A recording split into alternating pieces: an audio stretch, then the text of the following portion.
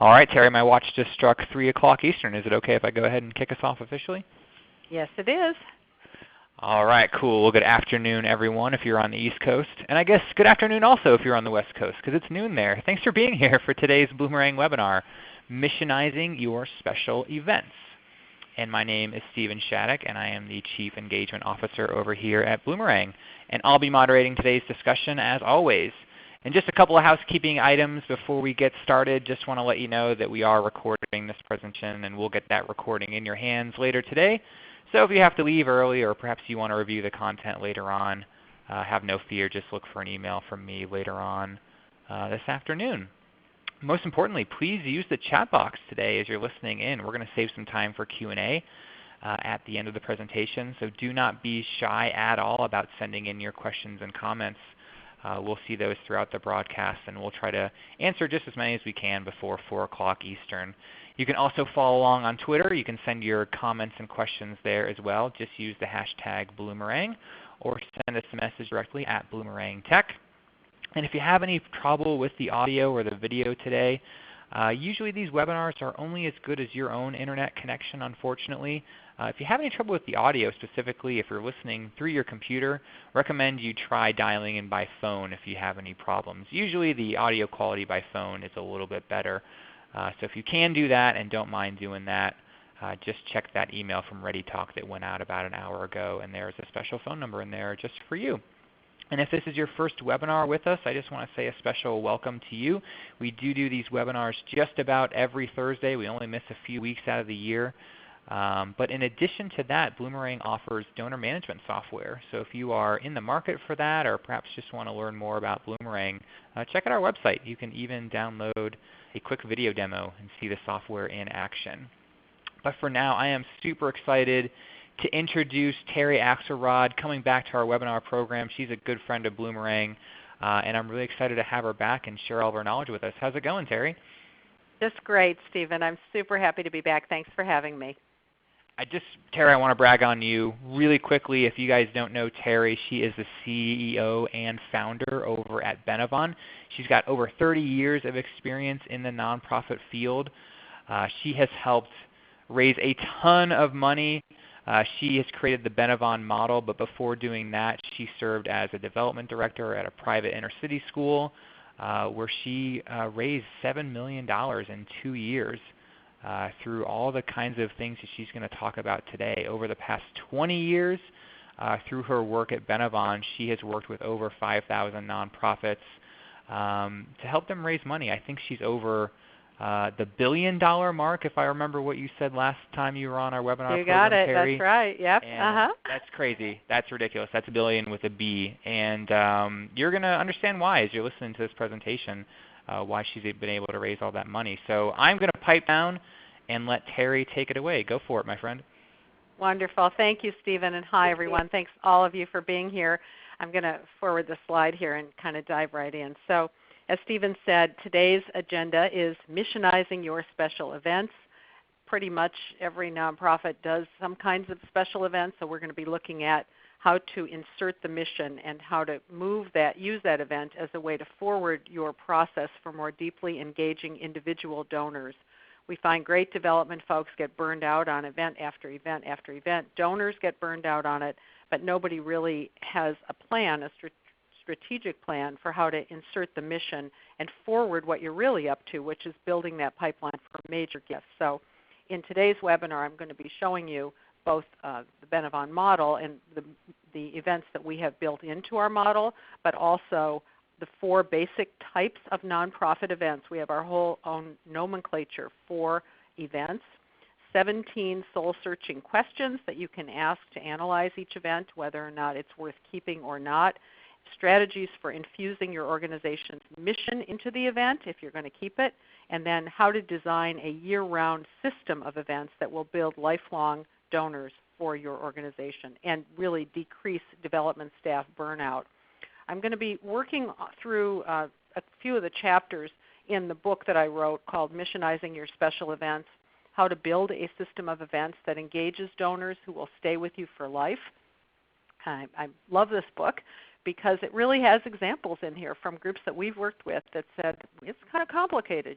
We have a volunteer who really loves that particular event, and the board chair is getting tired of it, and the CEO, it's his one time to get out in public during the year, and yet it doesn't really net us very much, and our staff are burning out on it, and they could be spending their time doing other things. So there are very specific examples in the book. I'm not going to go through all of them, but I am going to focus on a few parts of it. And at the end, we're going to offer a discount on this book. I'll tell you about that at the very end if you'd like. But I will be referring to certain pages in it, and you'll be able to see those as we go along here. So starting with the Benavon model, let's just talk about the 4 types of events that we're going to cover today. This is from page 21 in that book. The classic point of entry and its 3 derivative events, and this will make sense to you when we're finished. Number 2, the free 1-hour ask event. Number 3, the free feel-good cultivation event. And number 4, the point of entry conversion event. So those are a bunch of words that probably make no sense, and my job in the next few minutes here is to bring some sense to that and have you see how these terms could apply to what you're already doing and help you more effectively missionize your events. So let's get started. First event, that number 1 up there, the classic point of entry event. So let's look at that first. So this is in the Benavon model, how people find out about your organization. We call it a tour of your mission. So it's not a tour. It's a tour that you would be offering twice a month minimum, and it's got to include facts about your organization, emotion, and a way to capture people's names with their permission. We don't ask anyone for money there. So this is an event. It's an event you'll be doing twice a month minimum. And let's kind of walk through quickly the agenda for that event.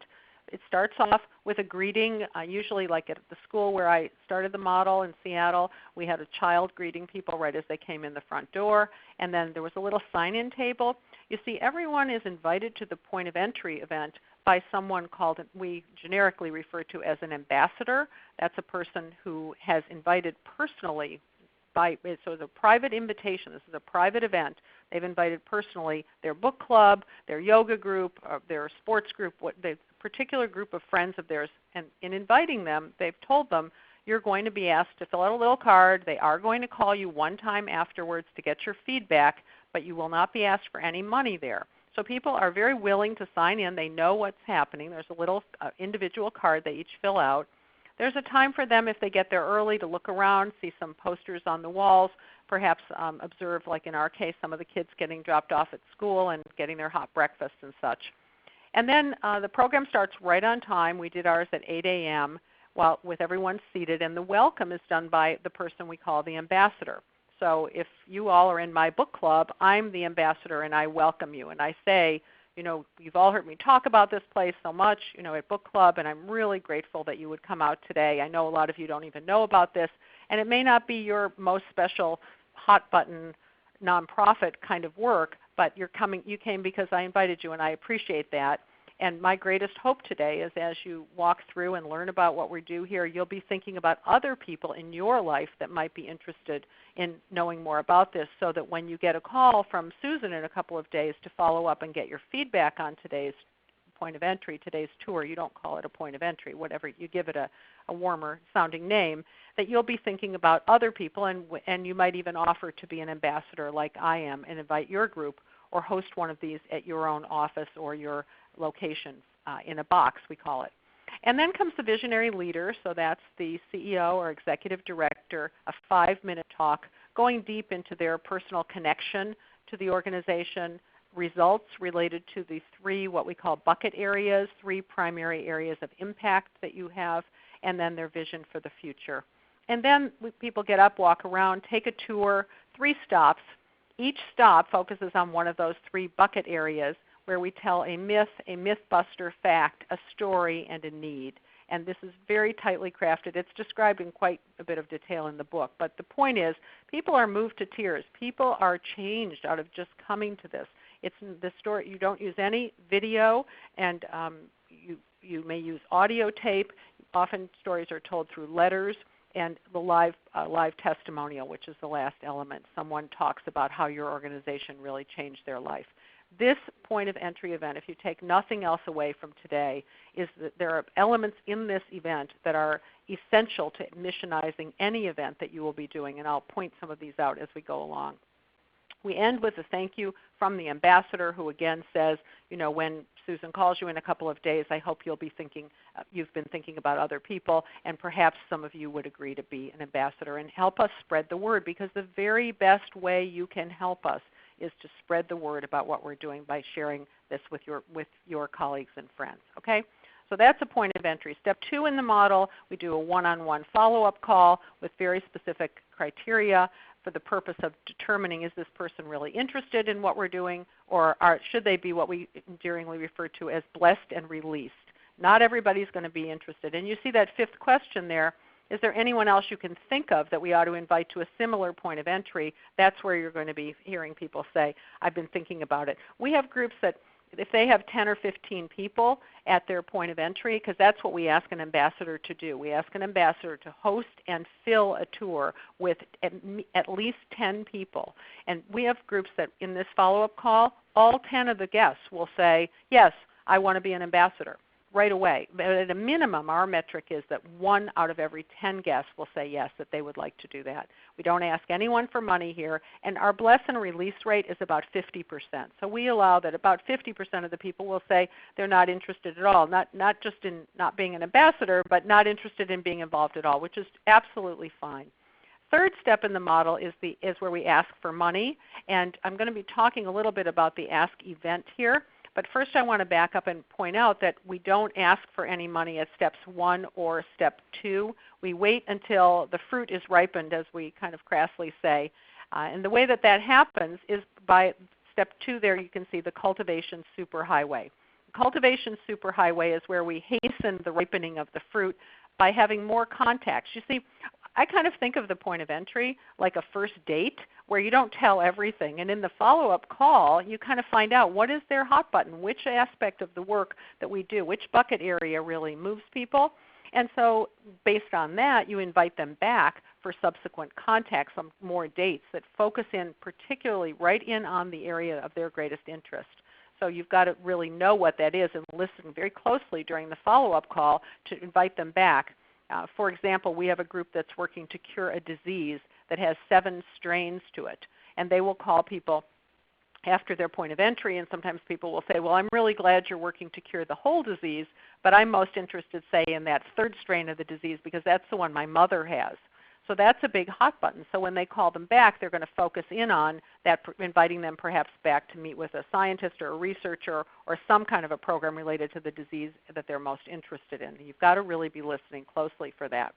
So after people have had a couple of dates, after they've come to the point of entry, they've had a couple more contacts, then we say that it's time that you can ask them for money if they haven't been blessed and released. The blessed and released people we don't do any subsequent contact with.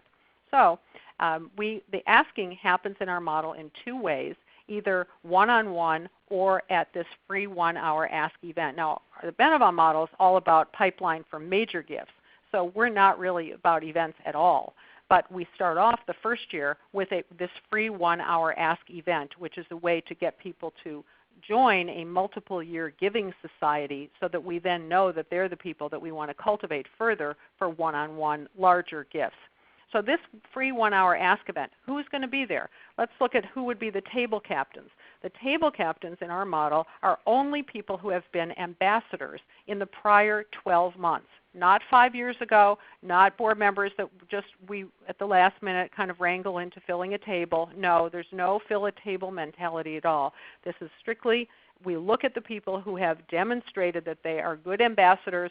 They've already invited a bunch of people to the points of entry, and that's who they invite to sit at their table at the ask event.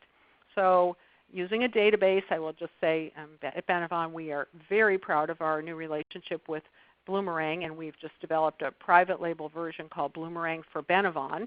So you would go back to, if you were to use that, it would be very clear because it tracks who your ambassadors are, it tracks who your points of entry guests are. You'd go back and it even tracks the conversation that they've had, the answers to those questions in the follow-up. And you would go back and identify who are the people that should be the table captains. So you ask each one of them if they would be willing now to host a table at this free 1-hour breakfast or lunch that you'll be putting on in a few months, and you remind them that the people you'd want them to invite to sit at their table are the same people that came to their point of entry that they hosted, except for the ones that were blessed and released. So let's walk through the typical program. We start with before the clock starts. So ours at the school where I did this, we did it at 7:30 in the morning on a dark, rainy November Thursday. And before people even got into the room, they were greeted at the street under the kind of overhang in the outdoor drive-through area at the hotel. It was a lovely hotel, by two of our little girl students in their plaid uniforms and hair braided, and they were escorted to the escalator where they were met by two older boys who shook their hands and looked right in their eyes and said, "Thanks for coming, go right this way up the escalator." And then as you're going up the escalator, you cannot see the children standing on the risers in the empty ballroom belting out their favorite school songs to amplified organ music, but you can hear their voices resonating down through the escalator as you're going up. You're kind of getting in the mood.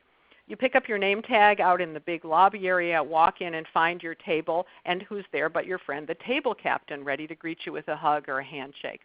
Then program starts right on time, never late, with a welcome from a board member, followed by what we call the short emotional hook. Now at our school, we had our pastor do an invocation, but we will often have a poem, a song. If it's a domestic violence organization, sometimes they'll play a tape of someone calling in to 911 for help.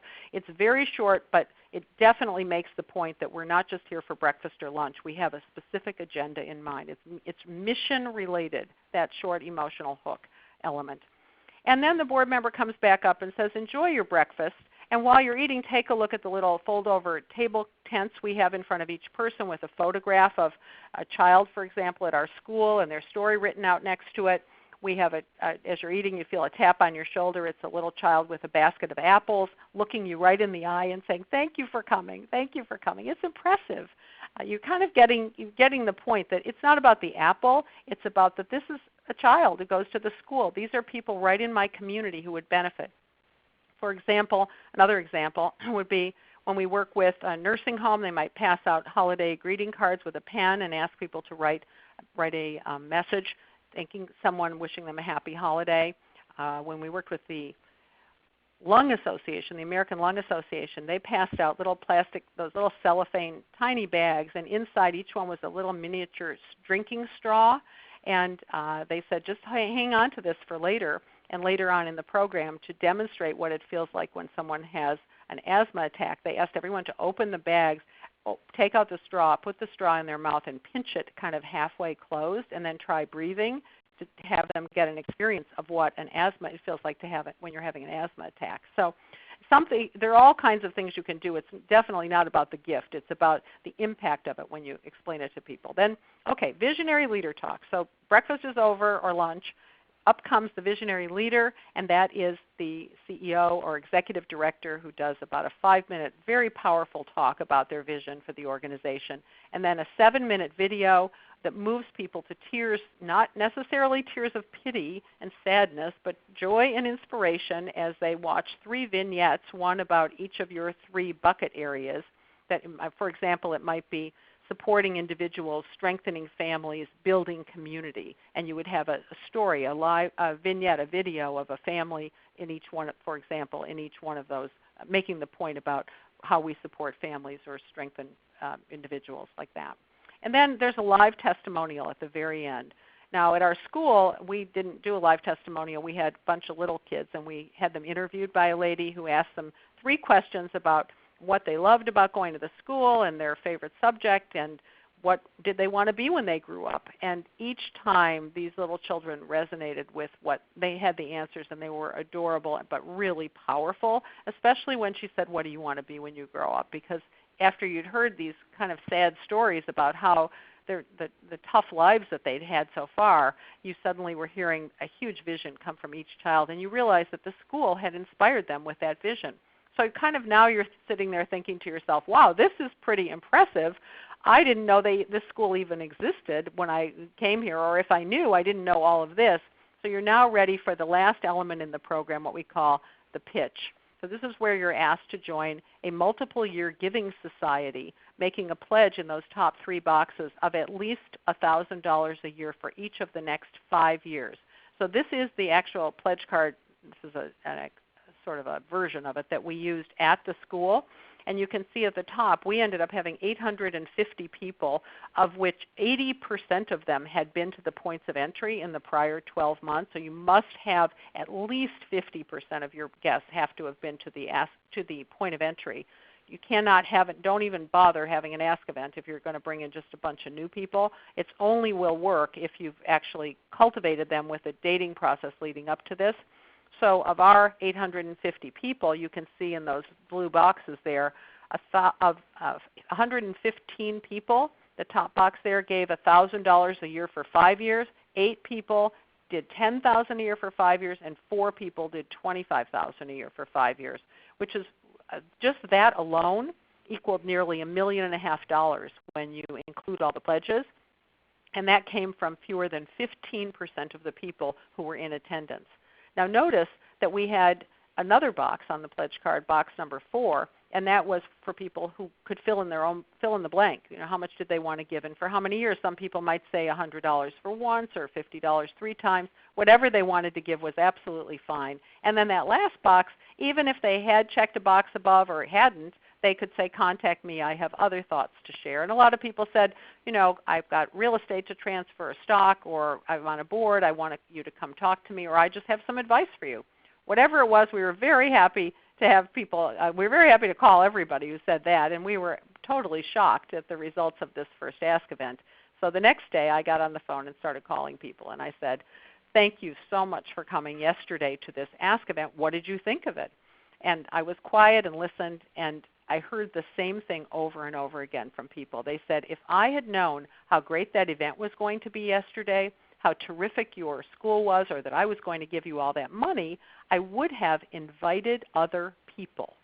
This seems to be the natural human response when people feel they've made a true contribution from their abundance as opposed to a one-time donation from scarcity. And they started telling me the names of their friends and next-door neighbor, buddy from the health club. Before I knew it, I was writing down the names of all these people, and I caught myself. I said, you know, here it is the day after this event where you just gave so generously. We're thinking we ought to have this event again next year. Would you be willing right now, while you're excited about this, to agree to be a table captain at next year's Ask event? And you would have between now and next year at this time to do the 4th step, which is to become an ambassador and introduce those friends of yours to our school. How are you going to do that? By hosting them at a point of entry event. Be an ambassador. We will educate and inspire them at the point of entry. We will follow up. We will bless and release them if they're not interested, or cultivate them with more dates if they are. So by the time they're sitting at your table next year, they're going to be the people ready to give, or they don't need to give at all. So by following this process over and over again, it continues to grow. So let me go on to tell you how we continue to cultivate. Because see, the whole point of the Ask event in our model is not so that you raise a lot of money. It's so that you identify who are those people who make the 5-year pledges. If you remember from the pledge card, they don't have to make a 5-year pledge. They could give you $1,000 a year, 1 year at a time. So the people who are doing the 5-year gift, or the 5-year pledge, are telling you something very specific. They're saying, I know I don't have to make a 5-year pledge. I want to. And that allows you to know one of the key things in the development field, as many of you know, is where do I focus? I've got so much coming at me with, you know, holiday mailings and social media and all kinds of marketing and newsletter and 3 events coming up, grants to write. How am I supposed to focus? Once I had those 115 new best friends, I said, I know where I'm going to focus now. And I started doing this through these free feel-good cultivation events, which is another type of event that I'm in our model. So a free feel-good cultivation event, what is that? That's an event that you're already doing. You do not need, it is not something like free tickets to the golf tournament. It is actually a mission-focused event. So at our school, it was the graduation. We're a school. We have to put on a graduation anyway, right? So we invited all of those big donors in the top 3 boxes there, and we invited them to come to an event that happened right after the right before the graduation. Graduation was at 7 o'clock in the big auditorium, and at 6:30 in the room next door, we had a podium set up. We had a nice little reception for all the big donors. And we had the principal come out, and he talked behind the podium, bragging about the test scores and the grade point average of the kids and where they were all going off to school. And then we had a grandmother and her grandson come up and talk about how the school impacted their life. And then everybody was invited to go back in the other room for the graduation, into the auditorium. You see, if you do it right, that free feel-good cultivation event, like the graduation in our school example, is what we call a point of re-entry. And just like a first-time point of entry, a point of re-entry gives people those same three things: the facts, so there was the principal with the test scores and the grade point averages, the grandmother and grandson for the emotional hook, you know that's emotional. Capturing names with permission was no problem because we already had the names of everyone. We had invited them. They were our donors. We knew who they were. So 3 days after that, we called them all and thanked them again. Thanks for coming. What did you think? And one by one, people said, oh, I've had other people in mind once I was there. I was actually thinking, I had forgotten all about this other group that I'm involved with. So we are constantly deepening our relationship leading up to the next ask. After about 6 months, actually within the first 6 months of doing the Ask event at our school, which was the first fundraising we had ever done, we had just raised $1.5 million, we found ourselves in a position of needing to do a capital campaign. We were asked to leave the building we were in. We had to find a new building. We found one, had to renovate it for $3.2 million. And did you catch the part I said about within the first 6 months of the Ask event? So the only donors we had were those ones that I just showed you on that chart. What were we going to do? We started offering little points of re-entry for small batches of our major donors, if you will. Maybe we'd invite 5 or 10 of them to an evening session where we showed them the architect's drawings of the new building, the pyramid chart with a number of gifts we needed to get to our $3.2 million, naming opportunities like name the chapel or the gymnasium after your family. And sure enough, within 6 months, 18 of those same donors had just given us a total of $3.2 million.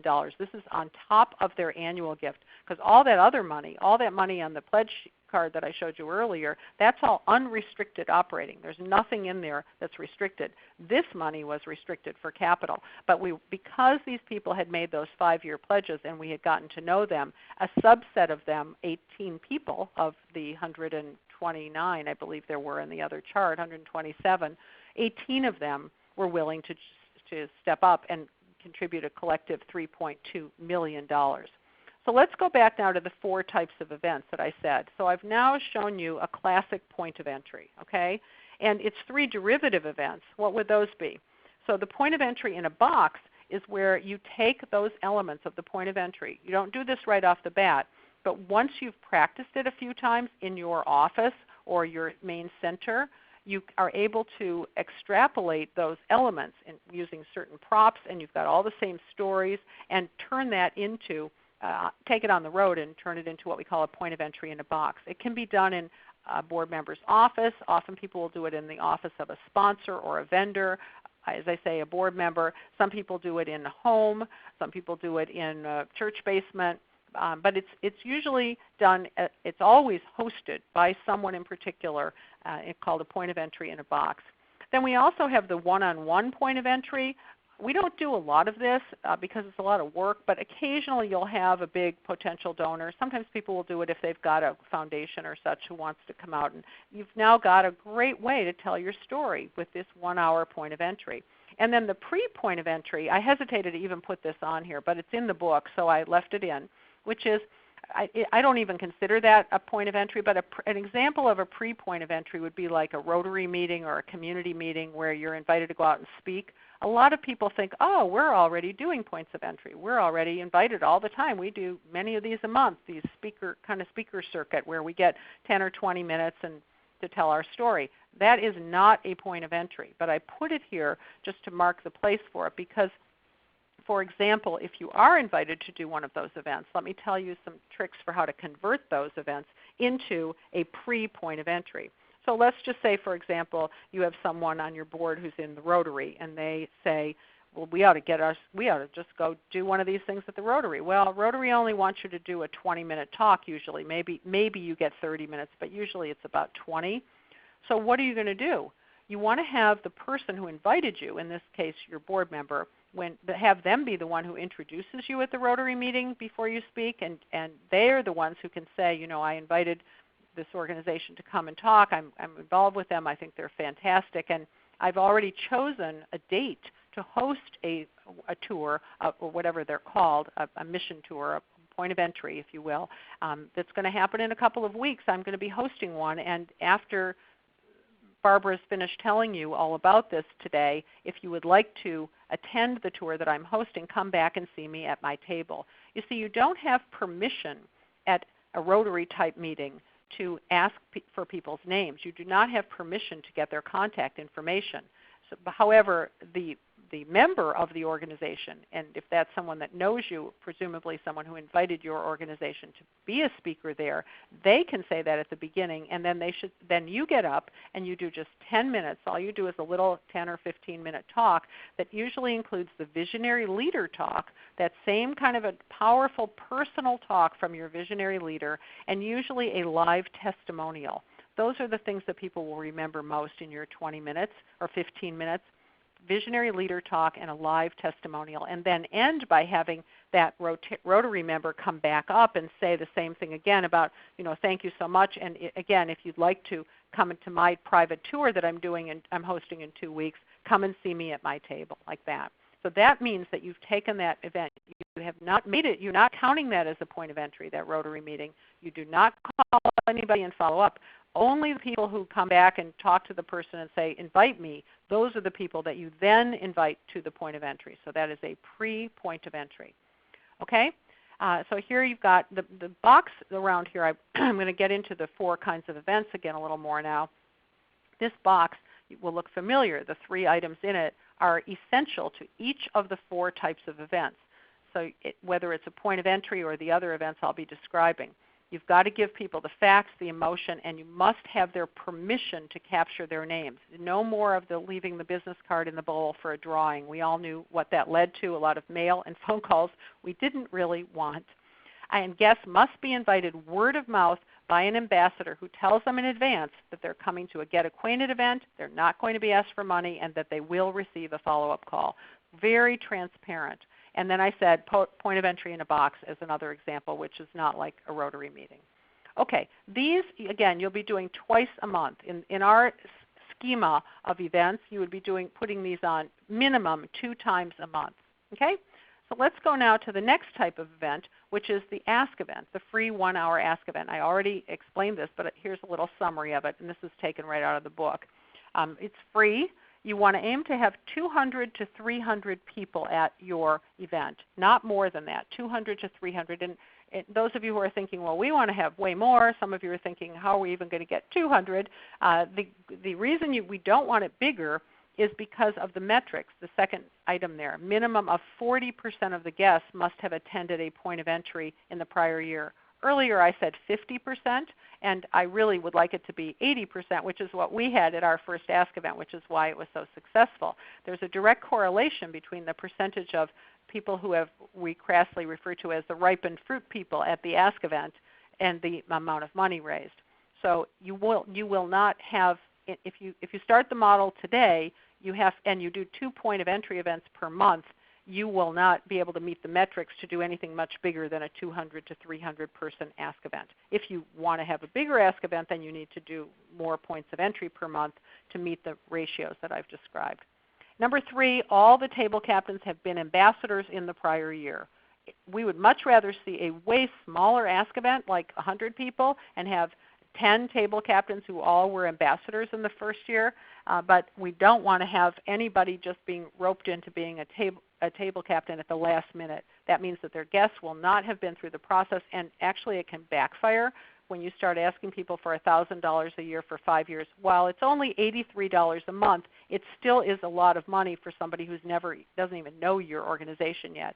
And even if they should choose to give to you at the Ask event, they probably will somewhat be giving to please their friend or repay a debt in some way to their friend whose table they're sitting at. Okay? So the best time to have word of mouth invitation only. There's no printed invitations. Spring or fall, breakfast or lunch. Again, there's that box. They've got to sit down, they get the facts and emotion, and you've got to capture their names with permission. Okay? There's quite a bit more about this event in the book. And then this is where you launch your multiple year giving society. That's number 9. 10% of the guests join your giving society each year. That is our metric. If you have 200 people at your Ask event, we want 20 of them to join your multiple year giving society. And that would be each year, which is why you have to have new people each year at this event. The purpose of this event is not to get bigger and bigger and have it be the sole place that you ask people for money each year. Absolutely not. The purpose of this event is to bring people in to kind of crassly harvest the ripened fruit from just the prior year. Yes, you may invite people who have been multi-year donors from the year before. Yes, of course, as a courtesy, and you may invite your board members every year. But the focus of the event is on the new donors. So unless you get a lot of new people coming through the points of entry, do not expect to have this event live on very long at all. And expect less than 50% to give. That number 11, the 50% correlates with the percentage of the ripened fruit. And many of those same multi-year donors will become ambassadors when you call to thank them right afterwards. Again, most people tell us, and many times, because we're kind of in Ask Event season, as we like to say around here now, where a lot of our groups are having these events for the first time right now, and many of them will, when they call us afterwards, they're so excited, and they don't even tell us how much money they raised. They just go, it was finally our mission got spoken out in the community. People understand what we do. I mean, I have a man who's been emailing me all morning just telling me all the results that he's had that had nothing to do with the money. I'm kind of like, tell me the bottom line. But he hasn't even told me, so I still don't know. The program does the work. So you do not have to feel that the table captains have to pressure their friends to give money. At no point in this model do we ask board members to ask anyone for money. The program itself, the whole model, the way it's done organically, will naturally generate donors. The ones who are supposed to give will give. Okay, so we want to have one of these events per year. Only one Ask event per year. You do not get to have more than that because you will need a full year to ramp up to be ready. Okay, third type of event is the free feel-good cultivation event. And I described that a little bit to you earlier. So it's got to be free. It's got to be an event you're already having. So it might be a recognition, an awards dinner, an annual meeting. Now if it's an awards dinner, it's not the kind where people have to pay a bunch of money and you let the donors come for free. No. It would be something that's already free, but it focuses on your mission. So if it's an awards dinner, it needs to be, for example, we work with a hospital that gives awards to employees for have worked there a certain number of years or who are stars in a certain department. That's very moving for people to attend.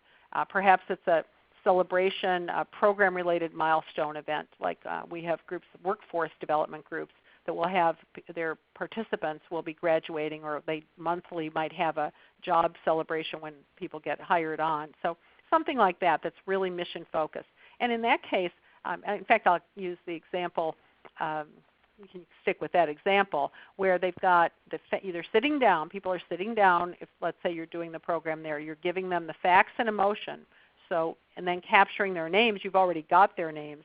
You want to follow up with every single event you do, you're going to follow up. So if you are doing events right now and you don't have the follow-up planned into them, why are you even doing the event? If you don't have that figured out, you will not, you have nowhere to track. You will not be gathering any data to track, and you probably won't have a place to put it. You've got to be thinking always from, why am I having this event? What is it causing to forward my mission? And how might it help me recruit ambassadors? You can even have free feel-good stratified for donors at different levels. So you notice those 3 different giving levels that we have. You might have a different event, like we had the graduation was just for all of our multi-year donors, those 127 the first year. But we also had a special free feel-good event that was just for the donors at that top level, the $25,000 a year donors for 5 years. And that was hosted in a private home by one of our board members who was also one of those donors. She and her husband hosted it. She was a great cook and had a beautiful home. But we didn't just make it a nice dinner. We had the principal of the school there. We had a parent there with a child kind of during the reception time. And then they were excused, and just at the dinner was the principal with the donors letting down his hair and really talking about the challenges that were going on at the school. That private time with him was what they wanted. It was very mission focused. And we do allow donors to invite others if they want to. We don't overdo it on that, but sometimes your donors will have friends that are exactly the people you've been wanting to have come to the points of entry, but for whatever reason they haven't been able to come. So if they want to invite a person or two to the free feel good, that's fine. And then we can also use use them as a point of re-entry for capital or whatever the next dream is. So that's where I gave the example of these free feel-good events that we used as a way to bring people in for capital. We didn't ask them for capital gifts at the free feel-good. We just showed them the architect's drawings. We told them our vision. We told them why we needed a new building. And then we followed up with them afterwards, cultivating them. And only did we ask the ones who were ready to give. We didn't ask everybody who came to one of those evening events about the new building. We actually listened closely, and we found the people who were really interested in it. Okay.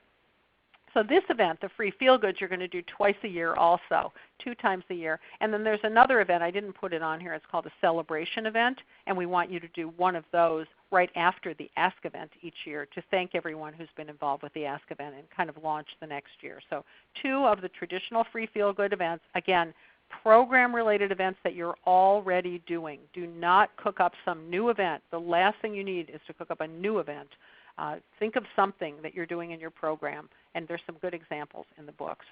Okay, in that particular book. And item number 4, event type number 4, is what we call the point of entry conversion event. This is the one you've all been waiting for, I'm sure, because you want to hear what are we going to do with all those other things, those events we call fundraisers, the gala, the golf tournament, the events that people pay for and think that they're coming for a golf tournament, right? Those events you call fundraisers. So the real test for us is, can the guest answer these 2 questions after they go to your gala or your golf tournament? What is the name of the organization that event benefits, and what does that organization do anyway? So they may seem kind of silly, but we find some people just are golfers, and they'll go to the golf tournament of the week, and they don't really pay much attention. Maybe they pay their fee to be in the tournament, but they don't really care or know about the organization. No one really has taken the time to do what's boxed in there, which is, using the golf tournament as an example, at the dinner or the lunch, usually wherever the awards are given for the golfers, people are sitting down, right? And right then during the program, you're going to say to people, in fact, I've got a little script for it. Let me move ahead here to this slide. Let's see. I don't know if I can advance the slides like that. I better do it this way. Okay, here we go. This is an example. This is the wording to use when converting a fundraising event like a golf tournament or a gala to the point of entry conversion event. That's what we call this. So you want to have the MC or the board chair say at the beginning of the lunch part, let's say, or dinner after the golf tournament, we here at this organization wouldn't be doing our jobs if we didn't take advantage of having you all gathered here today to tell you a little bit more about the work we're doing. I mean, look, you've had a lovely day of golf, you've had a lovely dinner, and we just want to take 5 minutes to tell you a little bit about what we do here. Or maybe it's 10 minutes. I say 10 minutes is about the longest you can actually commandeer the program. So visionary leader talk, that usually takes about 5 minutes, and then a 3-minute testimonial speaker. That's what you would be doing. And then to wrap up the program, the board chair comes back up and says, now that you've learned a little more about our work, some of you may find you'd really like to learn more about our work firsthand or just be kept informed of what we're doing. In that case, there's a card under your plate and pens in the center of the table for you to fill out. And then if you've been moved and inspired, as they're filling out the card, you can say this to them. If you've been moved and inspired by the message you've been hearing today, we'd love to have you come to our point of entry, and this is a 1-hour dynamic tour, and you give them all the details there. And even have people say, I didn't realize, some of you may think that you know about this organization, but I didn't realize it until I took the tour. So come and learn about it. We'd love to have you fill out the card. And then train the people who will be collecting the cards to be upbeat and gracious with people, something like something that is inviting. They can say something that is inviting to their table to make it easy. So if you've organized the dinner at the golf tournament, you've got like one of your close-in people sitting at each table, and they can be sure that this happens there. So only those people who fill out that card and give it back or leave it under their plate or however you set it up are the people that you have the permission to really call and invite to your point of entry. So this is a point, we call this a point of entry conversion event. It's a fundraising event that you're doing, that you call it a fundraising event, and we call it a point of entry conversion event, and we would like to see none of these going forward. Now, I know realistically we've got a great one. You know, it's your 40th anniversary. It's your we do this every year, and you know the such and such board member really loves it, and we could never consider canceling it. That's fine. That's why we're going to be moving on now to look at how to put this all together and figure out what to do with those events. So we go to page 33 in the book, the soul searching questions. There's 17 of these, and I know that Bloomerang posted a blog post I did. I think, Stephen, there were 9 of them that you posted there. And those are selected from these 17, but the book has all 17 in it. So, I mean, these are the kinds of questions designed to help you when you're trying to explain to a board member or other staff why that event might be worth analyzing for its real bottom line value. You know, why are you having it anyway? Why are you having the event? Is it really expected to raise any money? What have you said in the past to justify that you haven't reached the goal? I mean, I can't tell you how often we talk to people who go, yeah, it's supposed to raise $200,000 every year, but you know, we kind of skim by with $70,000, and really it costs us quite a bit to put it on. So how have you justified not reaching the goal? Oh, the weather. Oh, we started too late. You know, how attached are you to this type of event? Everybody does it every year. This number 5 is key. What if someone just walked in and wrote you a check for your goal? Would you still have the event? This is really the deciding question to boil down all 17 into one. And some of you right away would say, yes, we would still have the event, even if somebody gave us the money. That's a sign that it's building something else for you besides money. And some of you would say, heck no, we would ditch that thing right away. So you'll know the answer to number 5, usually right off the bat.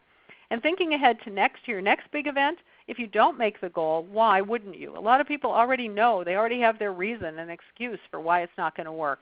If it's supposed to be a fundraiser, do you actually know how much it nets? How much work did it take? How many volunteers to put it on? If you've got dedicated fundraising staff, what else could they have been doing with the same amount of time and energy to bring in more money than that event nets? That's really the second key question here. I mean, we find by the time groups have been using our model for a number of years, they have so many major donors, and they can't even have the staff. They have staff and they have donors, but the staff don't have time because they're still too busy putting on these kinds of events. Think about the opportunity cost of having those staff kind of sequestered while they're putting on these events rather than getting out there with donors.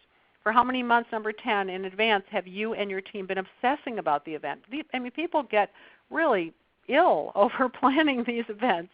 I was on the phone last night with someone till about 9:30 last night trying to counsel her through an event that she is putting on that she doesn't know how to manage all the politics around this thing. And number 11, do you know from the beginning that you have big fixed costs to meet? You know, are you talking about filling an auditorium or a theater? Do you have to sell tickets? Are there certain minimums that have to be met before your organization nets anything? Is it the right kind of event for your organization? We have groups that we have a number of faith groups that will put on things that involve gambling. We have a homeless group that puts on an event that's a tour of the big fancy homes in town. I mean, think about it from the perspective of a guest. Does this even make sense? And does it give you enough predictors for the results? I mean, are you just kind of biting your nails and crossing your fingers till the last minute to see if you actually broke even, let alone made any money? 14, is this the best way to maximize the giving potential of each donor? I was talking to another man this morning. His organization puts on a big gala every year. It's a big hospital. And he said, you know, people come and they buy a bunch of stuff at the gala, at the auction, and then they think they're done. They think that's their gift to the hospital every year. They don't realize there's so much more potential from each of these donors. What would you think if you had to sit through that program? You know, sitting through an auction is not everybody's favorite thing, or a long, drawn-out group of speakers. And what are you building for future years by having the event at all? On a scale of 1 to 10, are you even excited? How excited are you to put on the event? So these are questions that are in the book that I really recommend you spend some time with your board and with your events team looking at, and use them to educate people about this takes work. We are sacrificing something by putting on this event. By doing this, we are not doing other things that could help us if we really wanted to deeply engage people. So again, just going back to number 5, if you were to focus on any one of them, what if someone just walked in and wrote you a check for the total goal? Would you still even have the event? That is the key question here. And then to move us towards wrapping up, here's how we recommend that you design all of this into a system. So this is a little chart. It's in the book. Across the top, it's got the categories of events I just described. And down the left, you're going to list out the events that you're now doing and decide what could you convert them to, which month ideally, and on the far right column, by when are you going to do that? And so the next slide here shows you an example of a group that we worked with. I mean, there's number 1 on the left, the golf outing. So they decided they're going to eliminate that now. The corporate-sponsored gala auction, the second thing on the left there, they're going to turn that into a point-of-entry conversion event. They're going to have it be in March, and the first year they're going to convert it to that event, but they're going to eliminate it altogether in the second year. And a lot of times when groups start using the Benevon model, they are able to eliminate those pretty quickly. Although we don't require it, but a lot of people say, wow, we don't really need that anymore. Graduation, they're going to turn into a free feel-good event right away. And then those other 2 things that they do, they have chess classes and tutoring sessions. They're going to use those and fold them into tour stops for their monthly point-of-entry events. Okay, so it's just going to be part of the tour stop. So that gives you an idea of how you can take the things that you're already doing, and the chart's right there in the book, and convert them so that you're inserting the mission and everything that you're doing is building towards something bigger, not just feeling like you're on that treadmill year after year. Okay, I'm going to stop in a minute. Let me just say a little bit about what we're going to be doing after today, and then we'll take some questions if that's all right, Stephen. So first, just to say, the blog post that Bloomerang posted was on 9 soul-searching questions. That came out, I think, yesterday or the day before. And the next blog post I've sent them is what we call How to Bless and Release a Cherished Special Event. So some of you are thinking, well, this is very nice, but what do I really do about my event? So there's some tips in that next blog post coming out. And then after today's webinar, you'll get a little 1-question survey that you're going to be asked to fill out. If you do answer the 1 question, we're going to send you an ebook, which is Chapter 3 from this book. So you will get a free Chapter 3 from this book, which describes a lot of what I've covered today. But if you want to get the whole book, we are offering 10% off of it until April 30th. So you've got almost a month now, a little over a month actually, if you'd like to order the book. And the way that you do that is just go to benevon.com/offer, benevon.com/offer, and you'll get 10% off of this book. Okay, so I think that about does it. Stephen, I'm ready for questions. You take it away. Awesome. Yeah, well, that was great, Terry. I always love hearing about this model. And one thing I kind of want to brag on you, Terry, if you don't mind, is Benevon publishes all this, and they kind of give away their model for free. And Terry, is it right that you have a lot of people that follow the Benevon model that aren't actually, paying clients of yours, and you don't even really know who they are out there, but they're raising lots of money? Absolutely, yes. And many of them have now discovered Bloomerang, and they're using the Bloomerang for Benevon modules already, Stephen. It's really been very exciting because whether they come to Benevon or not, they still can use the books and the software. Yeah, it's really cool. And a couple people have asked this, Terry, and it was a question on my mind as well that I've been kind of thinking about as I've been learning about Benevon the last year or so.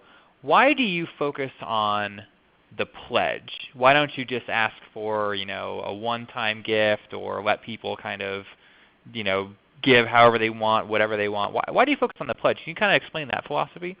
Yes, the pledge is not even about the money. The pledge is about the pledge. It's about someone saying, I'm with you on the mission. Come back and talk to me.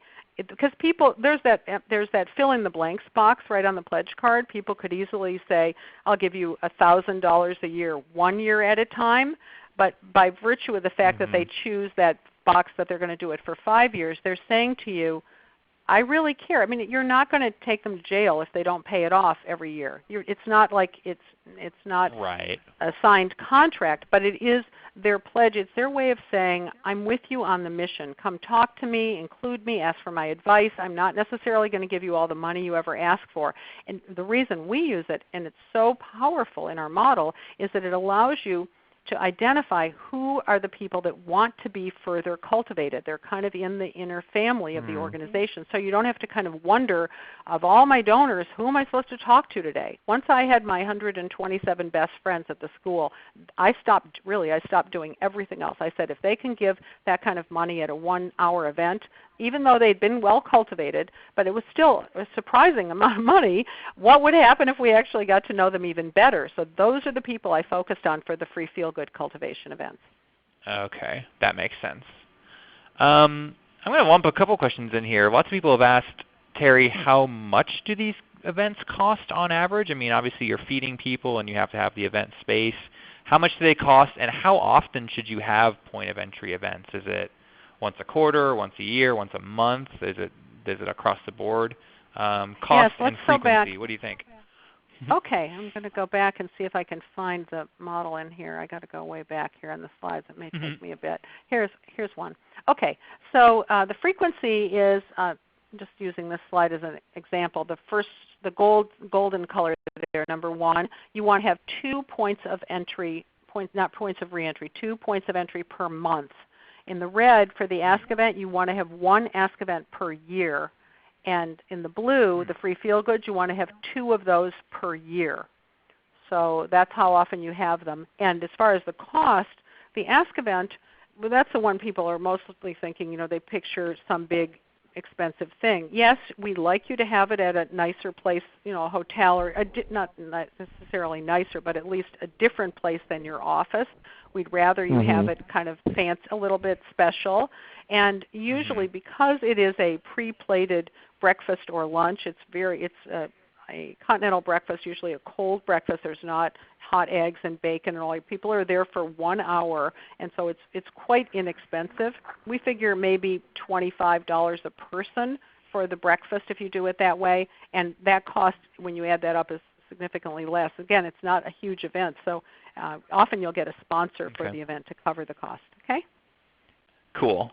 Here's one from Kimberly, and I kind of wonder this myself. What about organizations, Terry, that don't have a brick and mortar location where maybe a tour or an in-person visit would be difficult? Any advice for organizations like that maybe don't have that physical space?